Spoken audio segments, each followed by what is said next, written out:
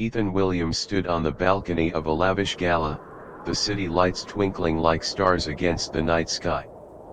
At 45, he was the epitome of success, his life a series of calculated moves and strategic decisions. The wealth he amassed was a testament to his skill in navigating the business world, but it also served as a fortress, shielding him from genuine human connection. He was often described as aloof, a man who wore his confidence like armor. Tonight, as he surveyed the crowd below, he felt an unusual sense of detachment, as if he was merely an observer in his own life. His solitude was soon interrupted by the familiar voice of Jeremy Collins, an old acquaintance who shared Ethan's penchant for high-stakes games and challenges. Jeremy approached with a glass of wine and a mischievous grin, his presence a reminder of their shared history of dares and bets. "Ethan, you're always saying money can buy anything, right?" Jeremy's voice cut through the night air, laced with provocation. Ethan took a moment to respond, sipping his champagne with an air of indifference. "Because it can," he replied, his tone cool and detached. He was accustomed to these conversations, where wealth was the ultimate measure of success and influence. Jeremy leaned casually against the balcony railing, gesturing toward the street below. "See her," he challenged. His finger pointed to a young woman sitting on the sidewalk, her figure barely visible under the dim glow of the streetlights. She was barefoot, her clothes worn and threadbare, yet there was something about her posture, a quiet defiance that caught Ethan's attention. The woman, Sarah Mitchell, was 32 years old and had seen her share of hardships. Once a promising graduate with dreams of a stable career, she had been dealt a harsh hand by life. The economic downturn had cost her a job, and with no family to fall back on, she had gradually slipped through society's cracks. Despite the adversity, Sarah held onto a spark of hope, a resilience that kept her going even when the world seemed determined to break her spirit. Jeremy's voice broke into Ethan's thoughts, pulling him back to the present. "She's your next project. I bet $2 million you can't transform her into a high society lady and stay married to her for 3 months." The challenge hung in the air, audacious and tantalizing. Ethan narrowed his eyes, considering the proposal. In the past, he might have dismissed it as frivolous, but something about the young woman intrigued him. Perhaps it was the challenge itself, a test of his ability to reshape reality to his will. "$2 million, he asked, a cynical smile playing on his lips. "You underestimate me, Jeremy." Fueled by a mix of curiosity and the thrill of a challenge, Ethan found himself on the sidewalk minutes later, standing before Sarah. Her disheveled hair framed a face marked by exhaustion, yet her eyes held a quiet strength that was hard to ignore. Clutched in her hands was a cardboard sign, its crooked letters pleading for help. "Anything helps." "Excuse me," Ethan said, his voice more commanding than gentle. The woman looked up, startled by his presence. Her green eyes, dulled by hardship, met his with a mix of weariness and defiance. "What do you want?" she asked, her voice tinged with suspicion. Ethan crouched down to meet her eye level, sensing the latent strength behind her weary exterior. "I have a proposition," he began, his tone businesslike yet curious. "My name is Williams. I have money, a lot of it, and I need someone like you for a personal project." Sarah's response was a bitter laugh, her skepticism evident. "I'm not anyone's experiment, Mr. Millionaire," she retorted, her voice sharp and defensive. Ignoring her resistance, Ethan pressed on, "I'm willing to pay generously. You'll have food, clothes, a place to stay. All you need to do is marry me for 3 months."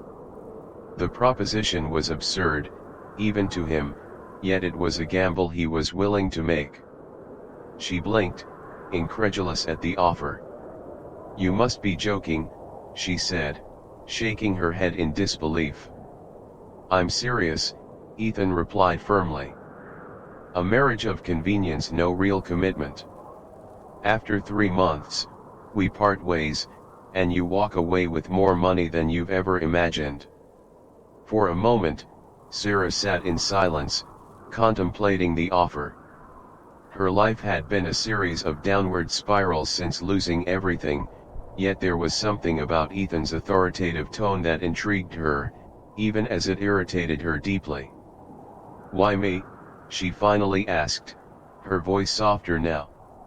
"Because you're here," he replied bluntly, his words devoid of sentimentality. "My name is Sarah Mitchell," she said quietly, finally introducing herself. "And if I agree, how do I know this isn't a scam?" Ethan reached for his phone, making a quick call. Moments later, a sleek black car pulled up beside them, its polished exterior gleaming under the streetlights. "Get in," he ordered with a nod toward the vehicle. "We'll talk somewhere more comfortable." Despite her hesitation, the promise of warmth and safety was too tempting to resist. Sarah climbed into the car, and Ethan followed, instructing the driver to take them to the nearest hotel. The ride was silent, Sarah watching the city pass by through the window while Ethan typed on his phone, his expression unreadable. At the hotel, they were escorted to a luxurious suite, its opulence overwhelming to Sarah. Plush carpets, refined wooden furniture, and a stunning view of the city created a scene she could scarcely believe was real. Ethan ordered room service to bring food and clean clothes, turning to her with a reassuring tone, "I have no interest in hurting you. This is just part of a deal." As Sarah ate, feeling the warmth of a meal settle in her stomach, Ethan observed her intently. "Do you agree or not?" he asked once she finished eating, his voice steady and expectant. Sarah wiped her mouth with a napkin, her mind racing with possibilities. "How much are you paying me?" she inquired, her voice cautious yet curious. $1 million, Ethan replied as if it were the most ordinary thing in the world. Sarah nearly choked on her drink at the mention of such a sum. $1 million seemed an unfathomable amount, a lifeline that could pull her from the depths of despair. With that kind of money, she could start over, perhaps even help others like her. But the thought of compromising her dignity was unsettling. "I need guarantees," she said, trying to regain control of the conversation. Ethan nodded, his demeanor calm and professional. "Everything will be in writing. My lawyer will draft a contract. You'll have food, clothes, and a room at my mansion." "And the wedding?" she asked hesitantly, the finality of the situation sinking in. "Tomorrow," Ethan replied bluntly. "It'll be quick, just a formality." Sarah sighed, feeling cornered by the circumstances yet drawn to the potential for change. At last, she nodded, "All right." The next morning, Sarah awoke to a soft knock on the door. The hotel housekeeper entered with a breakfast tray and neatly folded new clothes. Sarah noticed the care in every detail: fine fabrics, neutral colors, all perfectly tailored to her size. As she ate, the weight of her decision sank in. She was selling 3 months of her life, but the promise of $1 million made her head spin. Starting over no longer felt like a distant dream. Shortly after, Ethan appeared, as polished as ever, holding a leather folder. He handed it to Sarah. "Here's the contract. Read it, sign it, and we'll meet at the courthouse at 2:00. Sarah flipped through the document, her eyes scanning clauses and terms outlining every detail of the agreement. Everything seemed legitimate, but the formality felt unsettling. Still, she signed, feeling like each stroke of the pen marked a point of no return. The wedding was quick and emotionless, a few words exchanged in front of an impersonal judge, a few signatures, and it was done. Sarah Mitchell was now officially Sarah Williams, wife of Ethan Williams. There were no guests, just the driver and the lawyer as witnesses.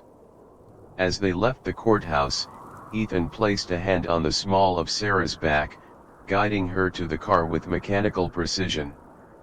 She noticed he did it not with affection but with a sense of fulfilling a protocol. "Now we go to my mansion. That's where you'll be staying for the next few months," Ethan said without looking up from his phone. The Williams mansion was grand beyond Sarah's wildest imagination. Tall wrought iron gates opened automatically, revealing a long driveway lined with perfectly manicured gardens. The house itself was massive, with white columns and large windows reflecting the sky. Inside, Sarah was greeted by a team of staff. Ethan gave quick instructions, telling them to prepare a room for his new wife. Meanwhile, Sarah remained silent, trying to take in her surroundings. By nightfall, Ethan invited her to dinner. The dining room was enormous, with a long table illuminated by a crystal chandelier. Sarah sat at one end, Ethan at the other. The distance between them felt symbolic, but Ethan, indifferent, simply began eating. "How are you settling in?" he asked in an almost casual tone. "I'm not used to this much luxury," Sarah admitted, glancing around. Ethan allowed a faint smile. "You'll get used to it." After dinner, Ethan walked Sarah to the room prepared for her. In the hallway, their voices echoed softly until Sarah stopped and turned to him. "Why are you doing this?" she asked, finally voicing the question that had been haunting her. Ethan crossed his arms, leaning against the wall. "Because I can." Sarah narrowed her eyes, feeling a mix of anger and curiosity. "This isn't just random. People like you don't do things like this without a reason." Ethan didn't answer. He simply gave a faint smile and stepped away. "Get some rest. Tomorrow your transformation begins." Later that night, Sarah sat alone in her room, perched on the edge of the bed as memories from her past began to resurface. It wasn't just the grandeur of the mansion that unsettled her, there was something deeper. She realized she had crossed paths with Ethan before. Suddenly, a memory flashed in her mind years ago, sitting nervously in an interview room.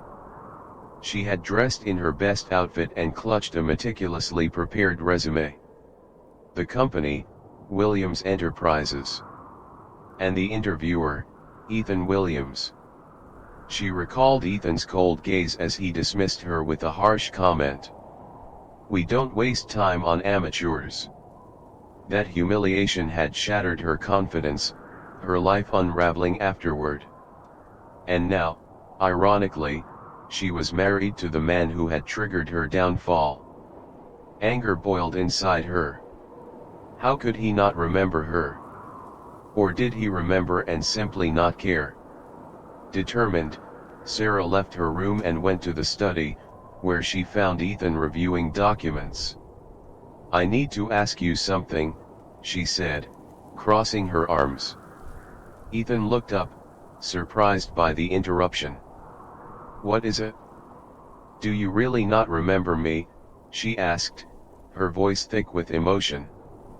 Ethan frowned, puzzled. "Should I?" Sarah clenched her fists, fighting back tears.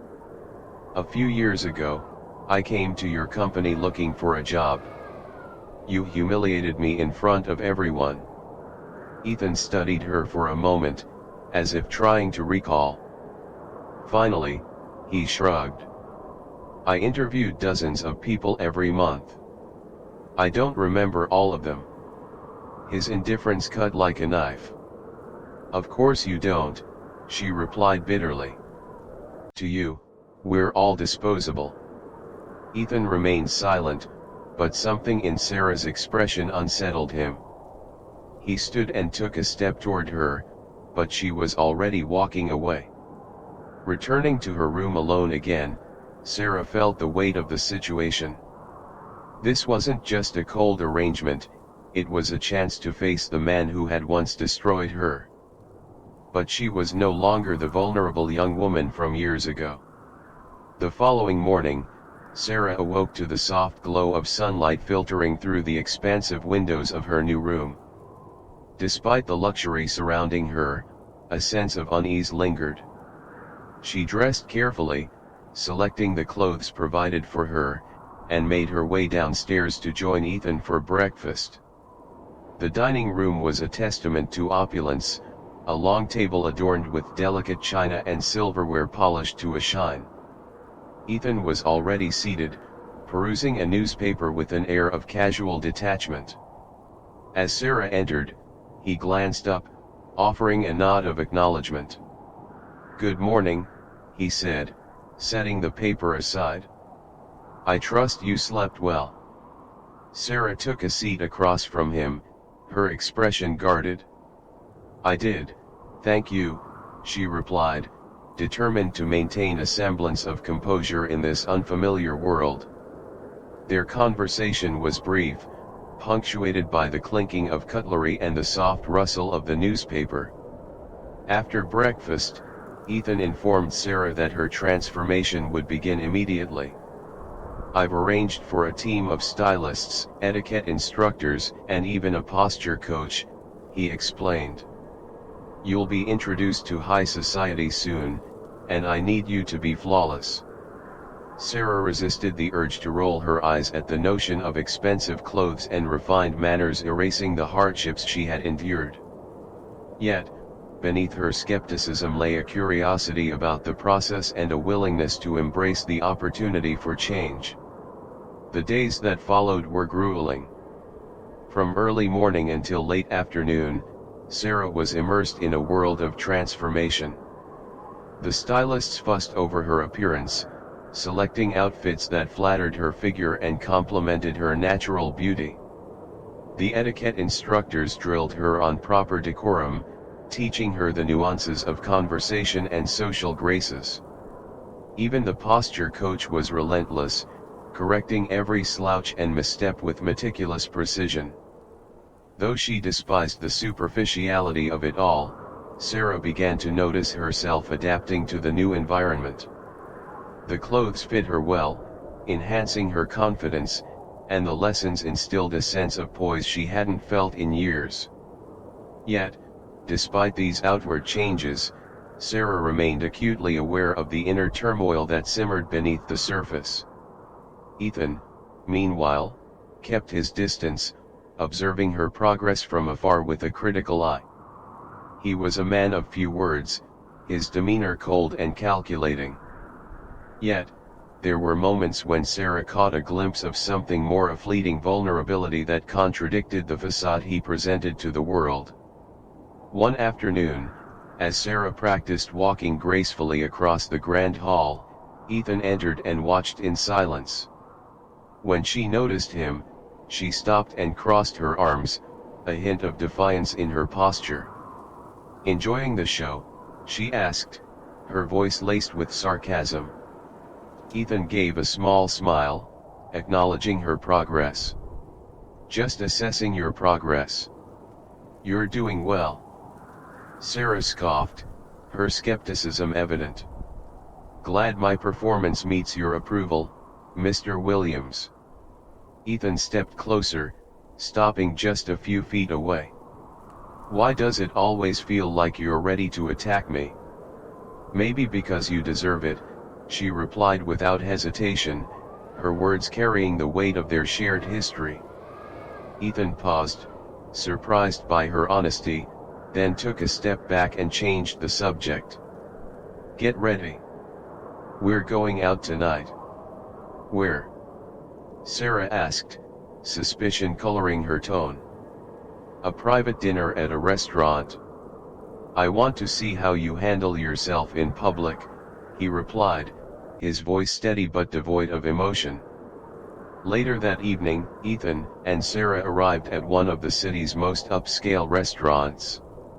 As they entered, Sarah felt the eyes of the patrons upon her, admiring her elegant dress and poised demeanor. Yet, beneath the surface, she felt a knot of anxiety tightening in her stomach. During dinner, Ethan noticed her nervousness. Her gaze shifted frequently, and she fidgeted with the strap of her dress.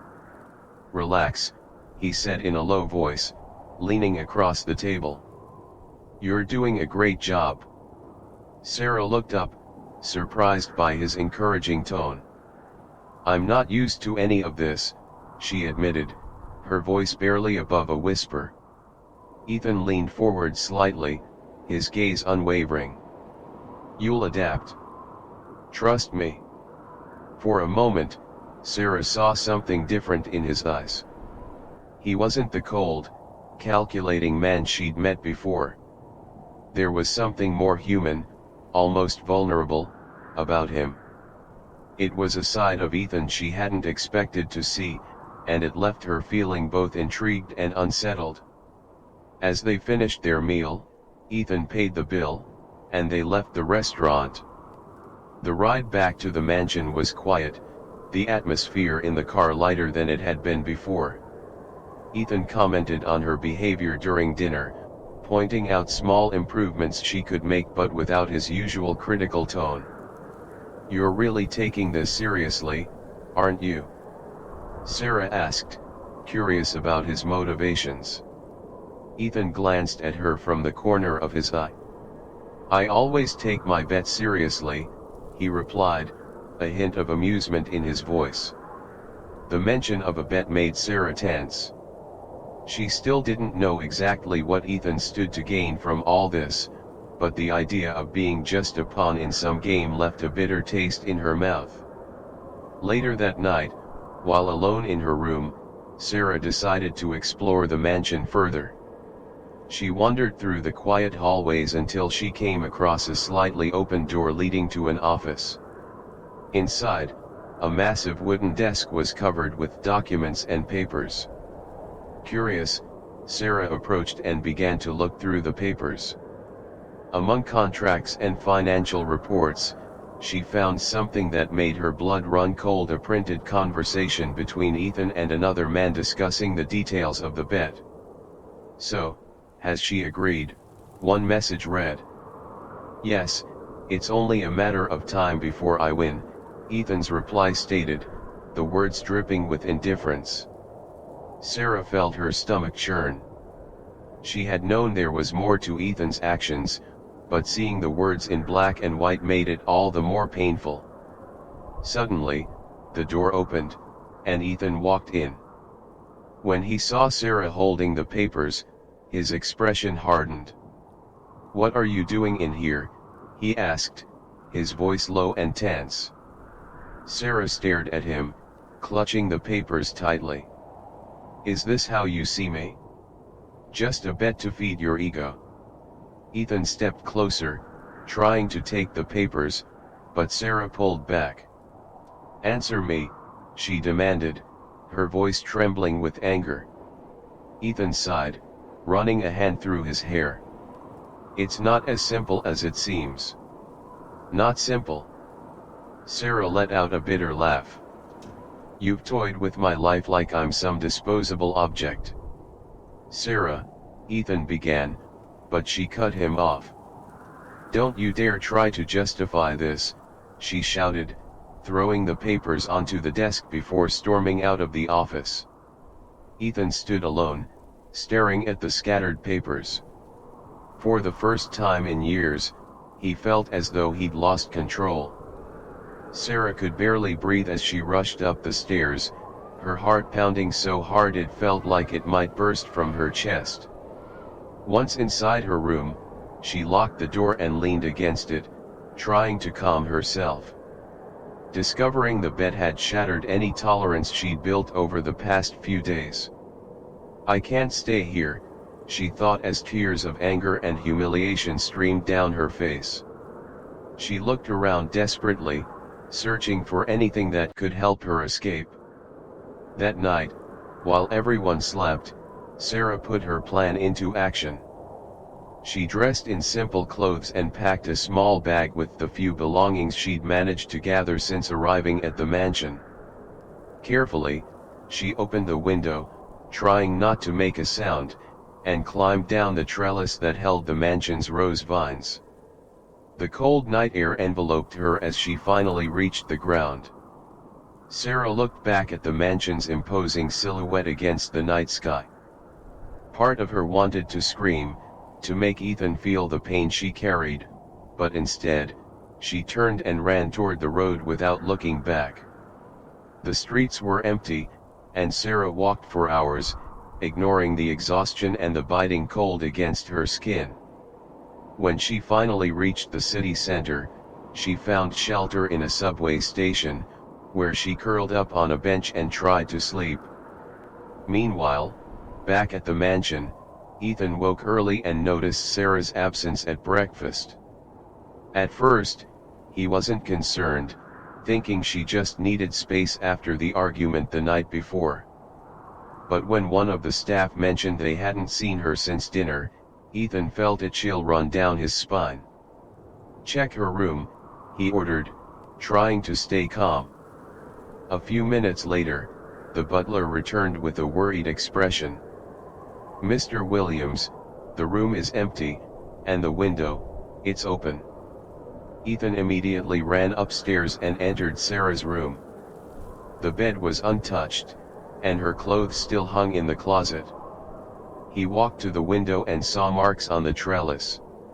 "She ran away," he murmured, clenching his fists. Without wasting time, Ethan grabbed his phone and made several calls, reaching out to his contacts to try to find her. The thought of Sarah wandering the streets alone unsettled him.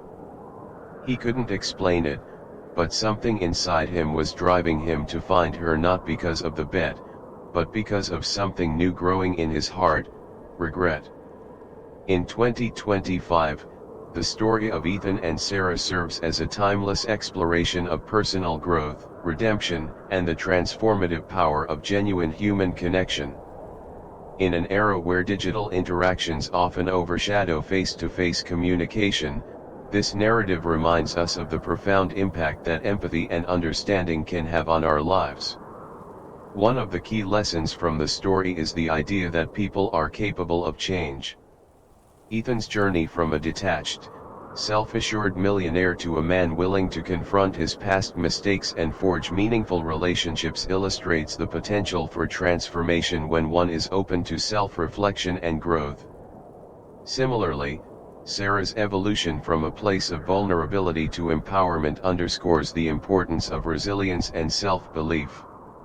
As we navigate the complexities of modern relationships and societal expectations, it's crucial to remember that true connection requires authenticity and vulnerability. The story encourages us to look beyond superficial judgments and to embrace the potential for redemption and healing in our own lives. By recognizing the value of compassion and the strength found in our shared humanity, we can build more meaningful relationships and foster a more empathetic world in 2025 and beyond. Dear viewers, as we reflect on the transformative journey of Ethan and Sarah, we invite you to become part of their story. Your insights and perspectives are invaluable as we explore the depths of their relationship and the personal growth they experience. We encourage you to share your thoughts, comments, and suggestions on how Ethan and Sarah's story could continue to unfold. Consider the challenges they face as they navigate the complexities of trust, redemption, and love. How might Ethan further demonstrate his commitment to change and earn Sarah's trust? What steps could Sarah take to heal and embrace the possibility of a future built on mutual respect and understanding? Your suggestions could guide them toward new opportunities for growth and connection. We are also curious to hear your ideas about an open-ended conclusion. How would you envision their journey continuing beyond the pages of this narrative? Perhaps Ethan and Sarah embark on new adventures, or they might face unforeseen challenges that test their bond. Your creative input could shape a future where their story remains dynamic and evolving. Join the conversation and contribute your voice to this compelling tale. Your engagement not only enriches the narrative but also fosters a deeper connection with the themes of transformation and hope that resonate in our own lives. We look forward to hearing from you.